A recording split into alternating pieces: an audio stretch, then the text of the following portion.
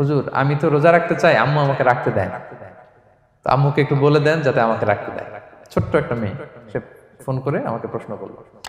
তো দেখেন যে এটা ওই বাবা মায়ের তো গর্ব করা উচিত যে আমার ছোট্ট মেয়ে 7 বছর 8 বছর, যদিও এখনো ফরজ হচ্ছে না, আরো কয়েক বছর পরে হবে, কিন্তু সে রাখতে চায়, সে সেলিব্রেট করতে চায় সিয়ামকে।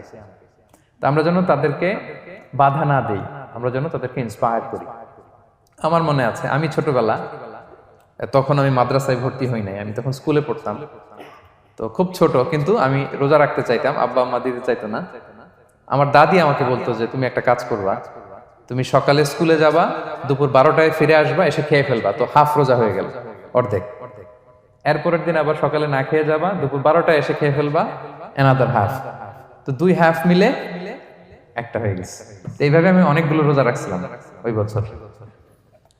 এখনো এই স্মৃতি আমাকে স্মৃতিকাতর করে, আমার দাদি যে, আমার দাদি নাই,